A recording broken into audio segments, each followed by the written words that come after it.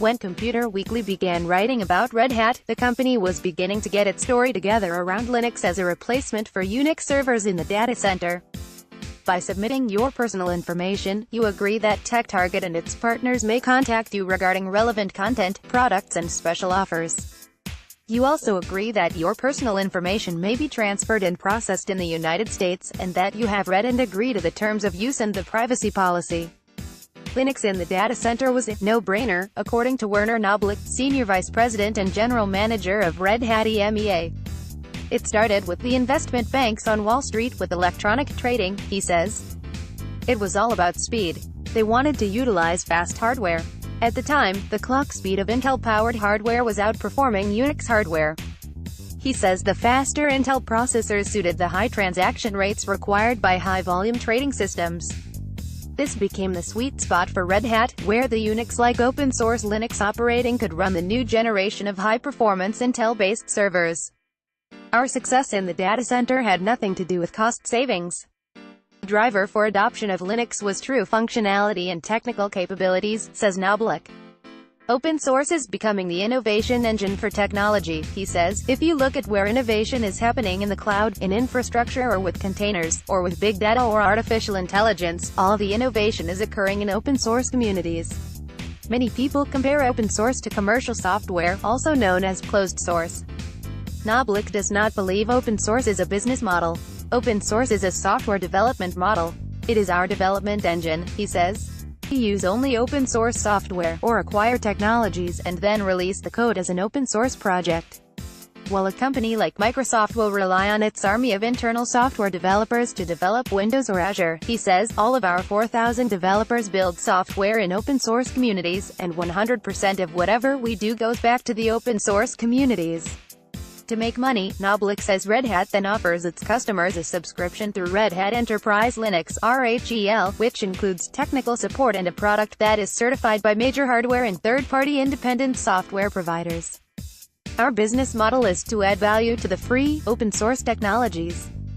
Our version of Linux is certified by IBM, HP, Dell, Fujitsu and all the hardware manufacturers, SAP, Oracle, and other software companies, he says. Long lifetime support is the third part of the subscription.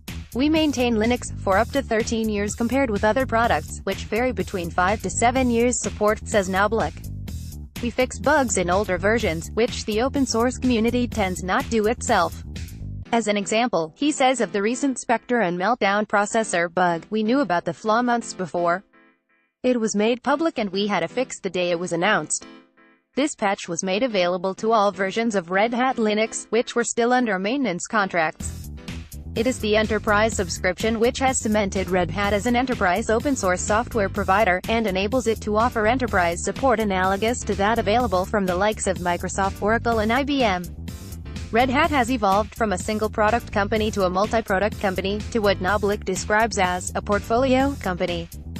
In 2002, the company's strategy began to take form with the launch of Red Hat Enterprise Linux (RHEL), a distribution of the free open-source Linux operating system, packaged up as a subscription with an enterprise support agreement. And, in 2006, it made its first major acquisition, purchasing JBoss for $400 million to establish itself in the Java application server market, where it could offer an alternative to IBM WebSphere and Oracle WebLogic.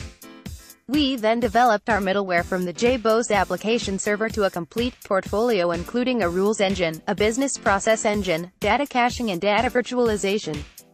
We then expanded into virtualization in the cloud. We are now focusing on OpenStack and OpenShift for the container management, says Knoblich. While it started out as a Linux company, this diversification has meant its revenue from Linux has dropped from 100% to 70%. Every single quarter, the share of revenue is shifting from Linux to emerging technologies, he says. The company began talking 5 years ago about how the world of IT was shifting to a hybrid cloud model. No one believed us, says Knoblich. Everyone was saying it would be 100% public cloud. Today, everybody is talking about hybrid cloud, and I expect it will be hybrid for many, many years to come. From a product strategy perspective, he says Red Hat has tried to ensure its products work in a hybrid world.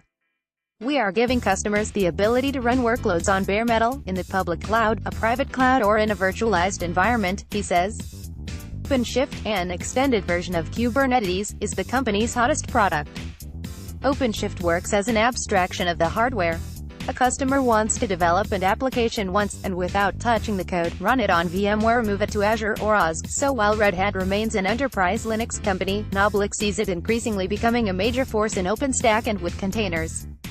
In fact, after Google, which invented Kubernetes, he says Red Hat is the next largest contributor to the open-source container management software. Knoblich regards open-source software not as a cheaper free option, but a powerhouse for innovative software development. And while the web-scale giants like Google, Amazon and Facebook may well be the largest contributors in the open-source community, Knoblich sees Red Hat as the next largest contributor, whose value is in its independence.